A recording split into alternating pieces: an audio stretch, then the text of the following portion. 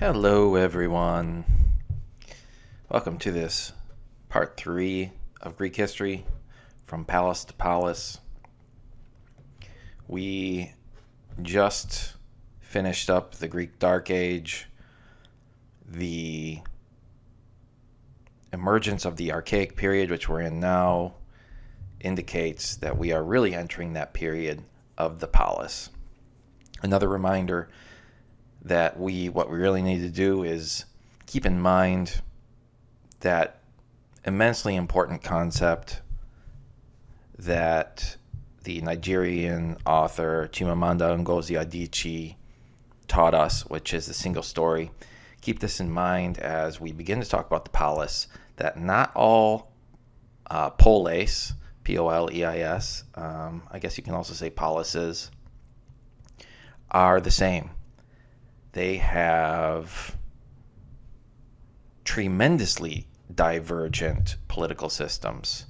And we'll talk a little bit about that today. This is, I guess, a political history for the most part.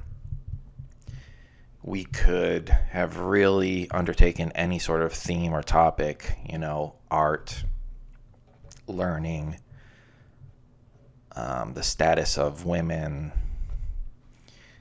We could have really traced all sorts of things. We're going to look sort of at a political history, which will include parts of those themes. All right, let's roll. Here are some terms that we need to think about: aristocracy, symposium, ambiphilia, kylix, and kotobus, tyranny, oligarchy, democracy, Draco, Solon, Cleisthenes, and finally the Kleroterion. All right, let's get with it.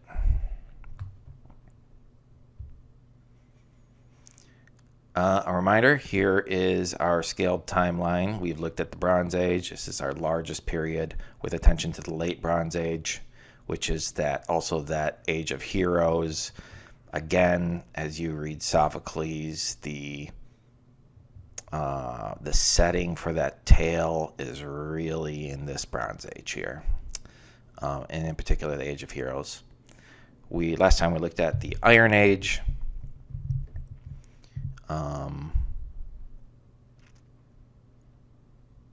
and today the Archaic period. Again, around 750, big things are happening. We are seeing literacy once again. Due to exchange with the Phoenicians, the Greeks have an alphabet, which they have employed and began to inscribe first on stone. Simple items, and then later on we get epic poems such as Homer, other sorts of poetry and writings, including that by Hesiod. Some of you looked at him. He's kind of a curmudgeon of Greek history. He does have some mythical writings, talks about the Theogony, for instance, or the big battle with the gods and the Titans. He also talks about, what a sad place he lives in, and the soil's no good, and he has to work so hard, and other people aren't working hard. I don't know. I enjoy it. Maybe it's just because I'm a bit of a curmudgeon myself. All right. We are in the Archaic period now.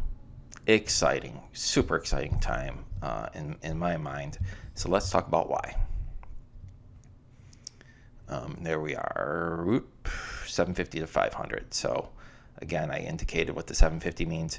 500, really at 499, you're going to have a Persian invasion of the Ionian Greeks, and I'll indicate to you where the Ionians are, but it's going to really launch an epic battle between the Greeks and the Persians. Some of you may have seen, for instance, the film 300. It's been a while now. Initially, it was a graphic novel turned into a film. I think the film actually did a pretty neat job of capturing that genre of the graphic novel.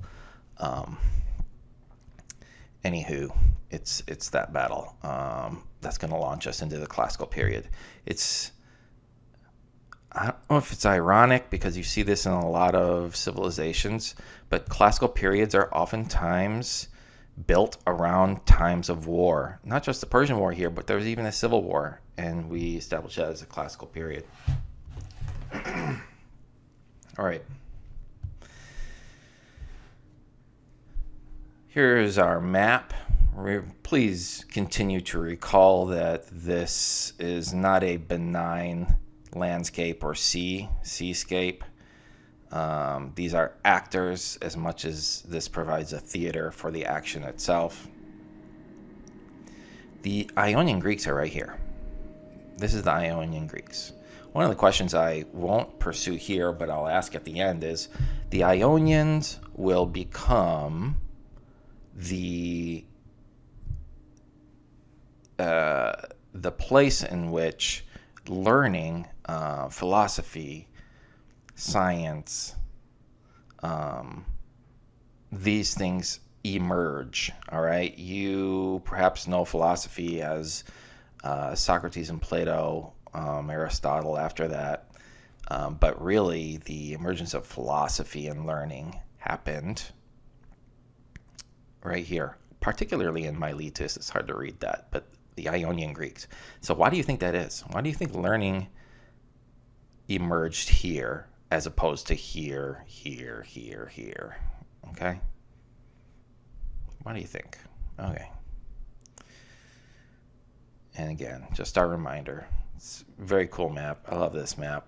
I wish I had a hard copy of this map. All right. And we're back. Not sure what I was thinking with respect to showing this again, but Eastern Greeks, the Western Greeks. You might hear that sort of referred to, not necessarily in my screencast here, but in general. Just watch a really great show on CNN that explored right here, Naples. That's a Greek establishment. Neapolis, the new city, the new polis. Exploring the cuisine of that area, Amalfi Coast. It was really cool. All right, anyway, that's a rabbit trail. Okay, let's start with talking about the aristocracy. And it's the overriding image when I think of Greek aristocracy is the Symposium. And actually, this image is not a Greek image. It's an Etruscan image. I haven't talked much about the Etruscans, but maybe I'll just show you real quick on the map. Etruscans emerged in this area up here, actually.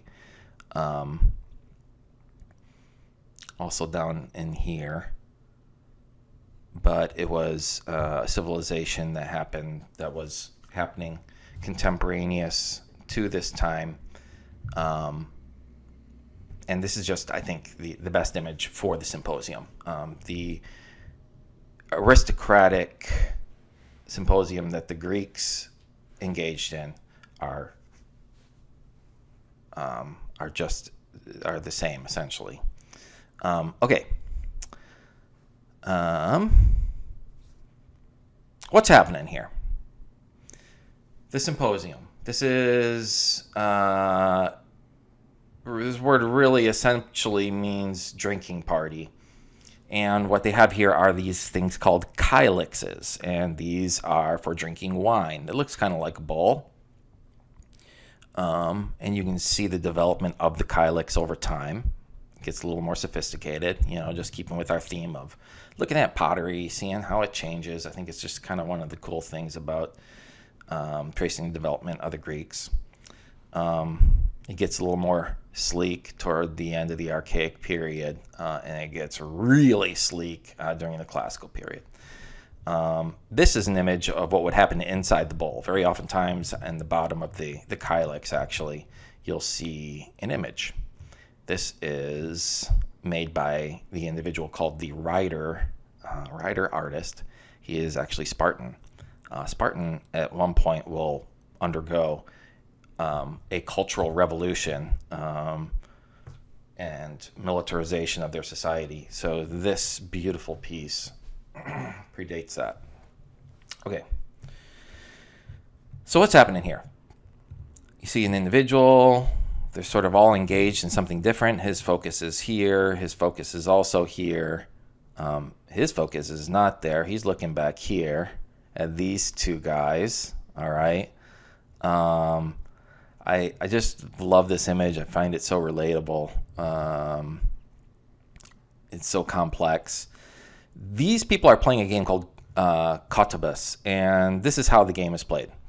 As you drink your wine, and hopefully you haven't discovered this first person, but at the very bottom of your wine glass, or in this case the Kylix, you'll get this little doppel of wine that really isn't drinkable. It's sort of like the dregs, the sort of heavy parts, grainy parts go to the bottom. And you don't want to drink those portions. So what they did was they created a game in which you needed to fling, not throw this, but figure out a way to launch that doppel of wine to hit a target and essentially knock over sort of a bronze target that's situated over here. Sort of a disc that's on a pole. And the idea is to knock that disc off the pole. So that's the game that they're playing. This person has his Kylix, so he's drinking, not participating in the game, but more focused on what's being played over here. Their Kylixes are here, not being used. This is a sensory event. So you imagine there's music. Here you have a lyre. Oops. There's drink. Amber would be being burned. So you'd have the smell of amber. You have these places to lounge and the soft pillows. So there's this tactile element. Poetry would be sung. So it would also stimulate your thinking. So this is the idea of the symposium, is sort of achieve this sort of euphoric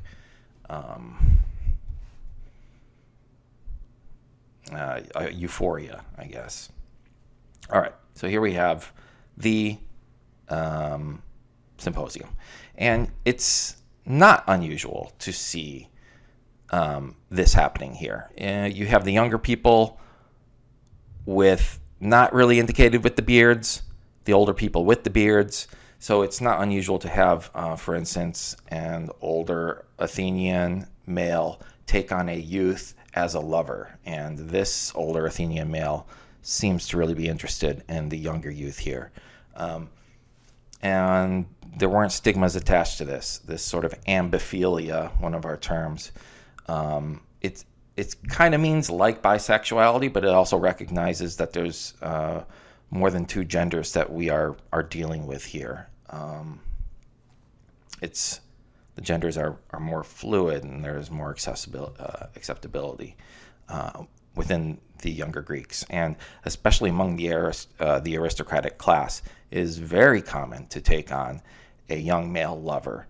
You know, the beauty for these ancient Greeks was youth, and it didn't discriminate whether youth was perhaps of one gender or another. There was beauty in the vibrance of youth, and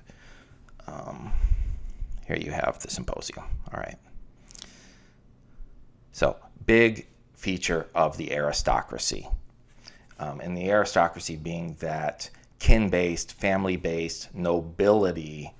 And these aristocracies really make up the building blocks of Greek politics, which is why I want to establish that first and foremost. All right, here we have another one. In this case, a woman is actually invited. Women are not invited to these things unless they are some sort of performer. And here you have her playing. I forget the name of this instrument. This flute instrument. All right. And again, you can see they have their Kylixes. He's holding it as if he's playing Kottabus. There is sort of a style that you hold it to fling the dregs of your wine. You got the pillows here. All right. Again, sense of euphoria. Bronze Age political organization. Here you had what's called a wanox. It's like a monarchy or a king. You do not have that anymore. So you have essentially axed this in the Dark Age, and then in the Archaic period, at the beginning, you have all these aristocracies. You also have people, obviously, common folk. But here you have the aristocracy. And you have different sizes. Some are more thriving than others, okay? So I guess in this case, I purposefully scaled these to indicate success and less success. Bigger families and smaller families. Certainly, the idea is to grow the family, all right? How do you do that? You do that through births, obviously. So women are super important. Now I'll sort of catch up with that in a moment here. But these aristocracies were always at each other, okay? Always competing for some sort of power. And ultimately, during the Archaic period, really wanting to attain sort of tyrannical power, that is, being the overall ruler of a territory, kind of like a monarch was during the Bronze Age. That's sort of the goal. So there's all these conflicts that happen among one another. And women are a really important feature that really were used in public spaces to inspire this conflict. Well, how did they do that? They did that through mourning rituals. And I think you're discovering right now the politics of mourning or funerary rituals in the context of Antigone. Women are dangerous for the Greeks. As the Greeks attempt to reconcile different families and create a polis or a city-state that is cooperative, the roles of women in public mourning provided a real issue because it inspired the blood feud that was characteristic of the aristocracies in the earlier period. Who can fail to look on a woman pulling out their hair and scarring their face and not take some sort of revenge against the aristocratic family that might have been responsible for that? So what you're going to see is a trajectory of women in the public sphere moving to the private sphere, because women in public were a threat, considered a threat to the civility of the polis and the cooperation among aristocratic families, which was hard to attain otherwise, or in any case, right? This is an interesting figurine. It represents really the earlier attempts at this, and you can see how they not only attempt to make the figurine, kind of like the images here, mourning, but then in case you couldn't recognize what they were doing, attempt to actually draw the figure on the figurine itself. I don't know. I find that very funny. Just sort of as you think about how artists innovate and try something new with their craft, and as you make these sort of individuals, you just to let your audience know this was supposed to be an individual, put an individual on it. I don't know. Think about like a child drawing a dog and then decorate the dog with like dogs on the dog. I don't know. I'm probably stretching here, but I find this beautiful as the artists attempt to hone their craft. This would be a blip on the radar. This, as you can imagine, was not super popular. So moving on. All right. Why not talk about archaic pottery here? For a few reasons. One, we've talked about the development of pottery in some cases, and I want to sort of continue with this and just show you, because as we left off last time, I showed you this Dipolon. This is a panel from the Dipolon vase, that 5-foot tall beast, which would have been a marker for a male grave site. You see the figures are very geometric. So now in the Archaic period, they're starting to make figures that look a little more like figures, right? Not just individuals, but animals as well. In more sophisticated sort of narrative that you can see happening here. And I also want to show you the Archaic Pottery because during this time, there is a lot of money to be made, new money, not aristocratic money, which is sort of tied up in the land holdings, but you're getting the emergence of mercantilism and trade. We talked about the trade of the Phoenicians with the alphabet, but items are also being traded, and some families that are not nobility are accumulating a lot of wealth.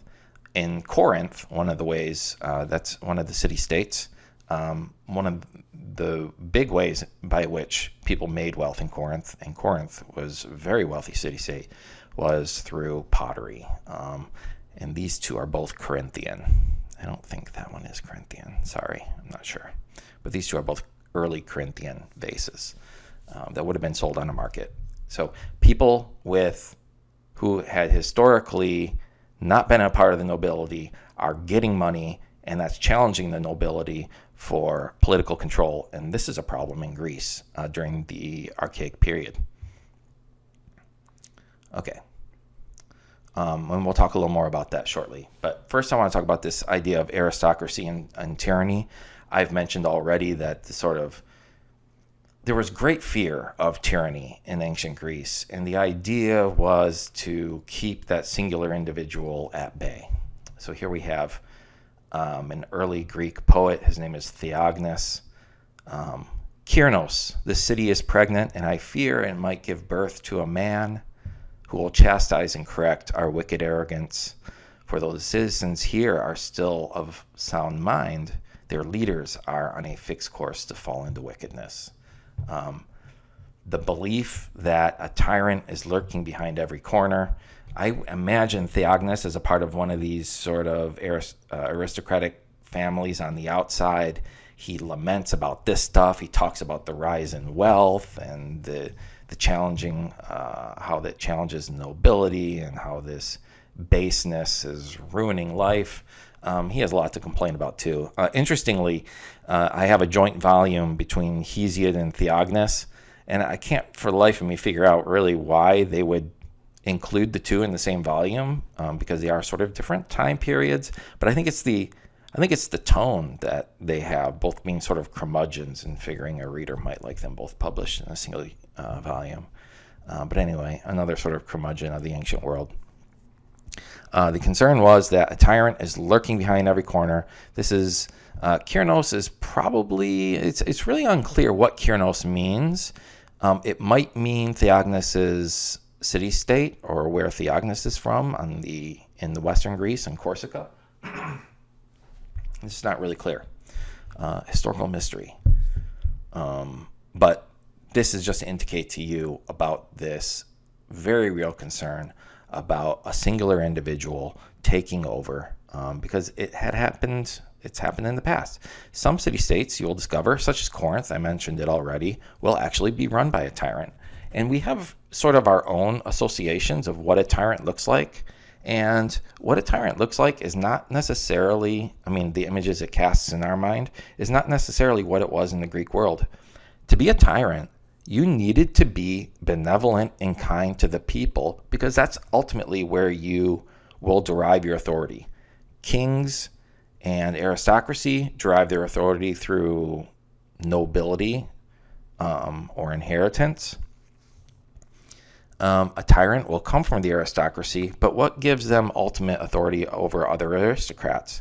It's the popularity of the people who really empower the tyrant. So what you see is tyrants making sacrifices, and those are important because that's free meat to the people, doing these enormous sacrifices, establishing public works and sanitation, and empowering and benefiting the lives of the poor was a tactic by the tyrant. So interestingly enough, when you see an aristocrat appealing to the people and not just appealing to the interests of the aristocracy, those people are sort of identified as potential tyrants, and really they work to get them out of the polis, really.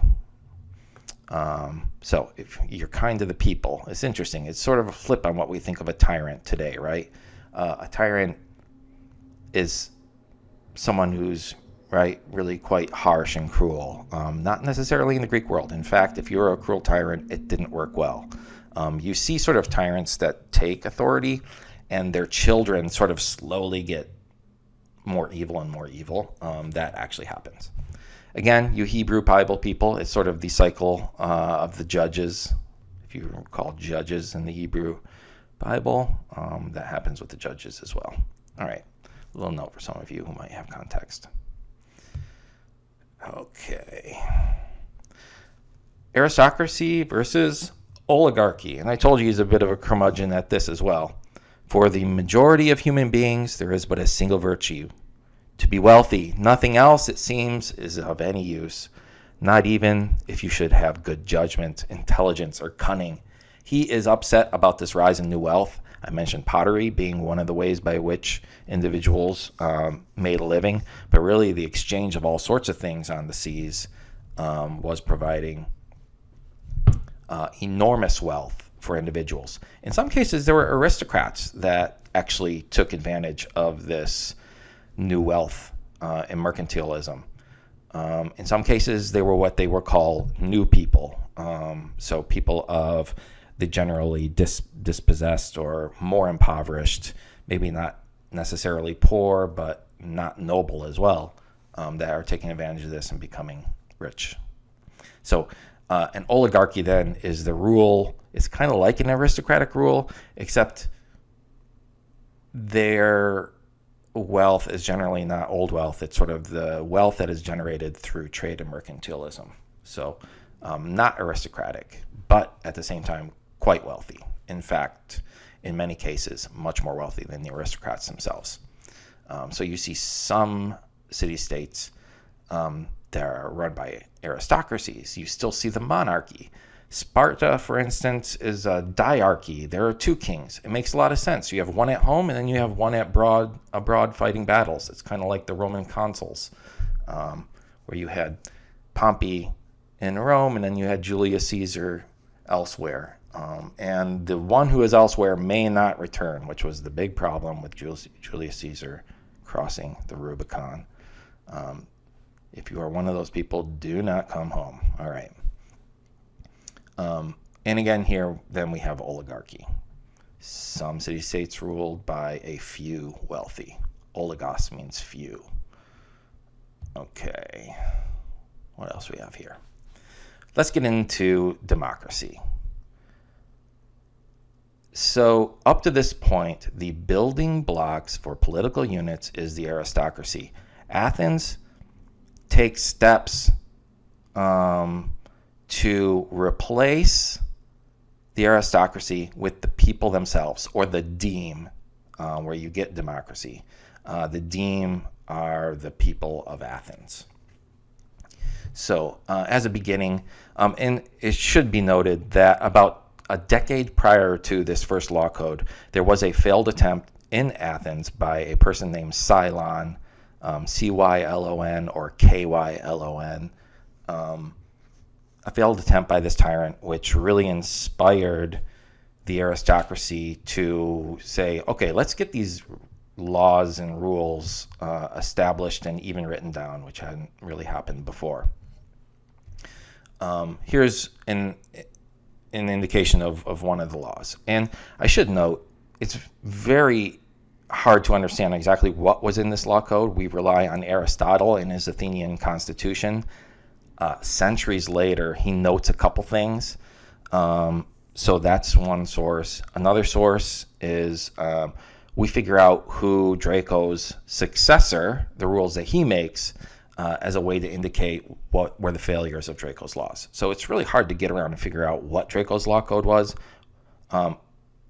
We know that they were harsh, and death was the punishment for many activities. I would say nearly all activities, if you were a foreigner, poor, or a slave.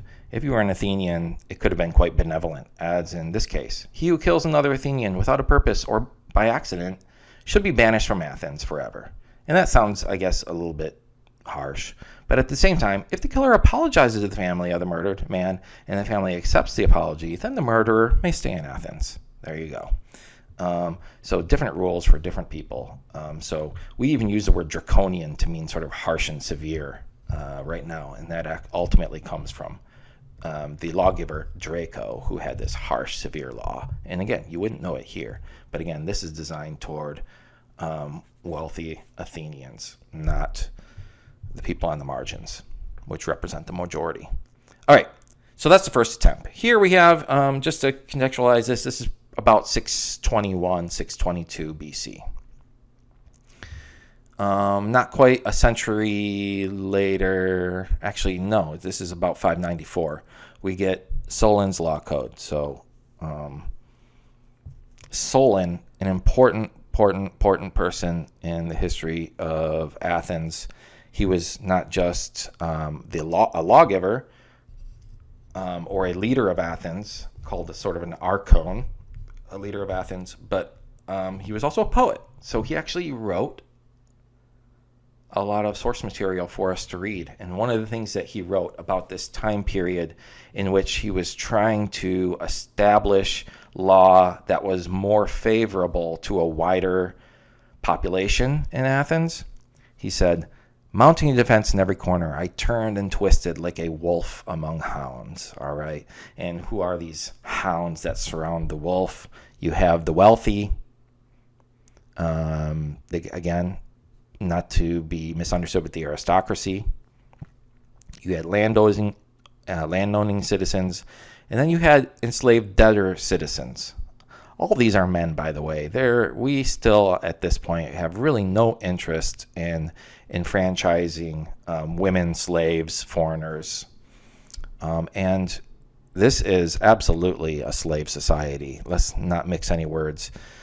It's really bound up in the concept of Greek freedom, this idea of freedom. It did not make sense for an ancient Athenian to say that they were free and at the same time have to exert physical labor in some sort of like manual labor, like farming and things like that. Most of them had some sorts of farms. If you were doing your own farming, you were not free, okay? To be free meant to engage in the politics, to engage in arts and thinking and sciences and these sorts of things. So the concept of freedom is bound by, it requires slavery. It sort of makes you think today, is our concept of freedom bound by a concept of slavery as well? All right. So these are the hounds surrounding Solon. Solon will ultimately establish a law code, and one of the things that he really does, which Draco appears to have made the problem worse, is liberate these enslaved debtor citizens. What was happening were these elite individuals up here were essentially creating debtor relationships with other citizens in which they had to work for them to pay off a certain debt, and that was a form of slavery. And Solon got rid of that. He even went abroad. Sometimes people even sold those individuals to other nations abroad, not even Greek nations, if they were in debt to them. So he did a better job of enfranchising those Athenians who were enslaved by debt. And that was a big contribution of Solon's Law Code. You had 4 classes of individuals that were set up. The top 3 could run for a public office. The last one could not. All right, let's get to our last piece here. Kleist and these reforms. And this is now in the last decade of the 6th century BC. We are at the end of the Archaic period, 508 BCE. You have Kleist and these reforms. This is the next big thing that happens in the development of the democracy. Cleisthenes expands the classes of individuals from 4 to 10. All 10 can run for office.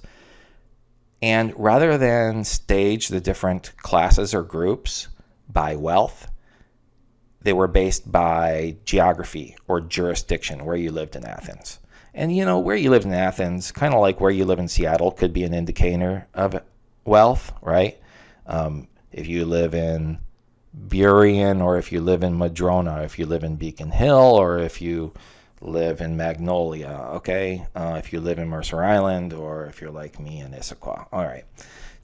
So geography can be indicative of wealth. It's not necessarily is, but it can indicate that. So to what extent this is really progressive, it's hard to evaluate, but nevertheless, it is a big deal. This is, you have your criterion here, and what's interesting about Greek democracy, and by the way, another thing that Kleist puts together is a group of 500 people, kind of like a House of Representatives, really, that is designed toward creating laws. That's what the House does. Rather than being elected to this office, people are chosen by lottery. Can you imagine that system? Kind of like, jury duty is by lottery, right? Can you imagine if you got a letter in the mail indicating that you were going to be a part of the House of Representatives? And that's very similar to what's happening here in ancient Greece. And imagine, is that a better system of democracy if we chose our politicians by lottery rather than election? I think that's a very interesting concept. So Greek democracy, and this is just one indication, but there are so many others, is so much different than how we understand democracy. And we'll pick up more of that next in our last screencast. But here you have a criterion, and this is actually a machine that was used to select people who would run for office. One of the questions I ask you at the end here is, how exactly does this criterion work? Such a cool archaeological discovery. And, that brilliant individual, sorry, I don't know who you are, but whichever person that is that figured out what this is very cool. All right. I think we may have reached the end of this. Indeed. So just, again, here are some questions you might think about. You may have generated your own question, which I also think is awesome. First question. After Solon established his law code, he left. He left for 10 years. He decided himself he is going to leave Athens. There are some clues in the screencast as to why he might have done that. Try to answer your question on your own before you conduct research. See if your guess was correct. Why might Solon have, after establishing the law code, left Athens for 10 years? Okay. Second question. The narrative of the Archaic period is a political one. If I were to create a narrative on the development of philosophy, science, and learning in general, I would have started in the Ionian area of Greece. I showed you where that was. Those are the Eastern Greeks. Modern-day Turkey is what we're looking at. Why do you think the emergence of learning happened in that place? Okay. And as in the previous question, try to answer that question on your own before you do some research. Make a prediction, And finally, how exactly does this criterion work? And again, that's that lotto machine. All right, team. Again, I've taken more of your time than I had hoped. And I hope you enjoyed this and perhaps learned something.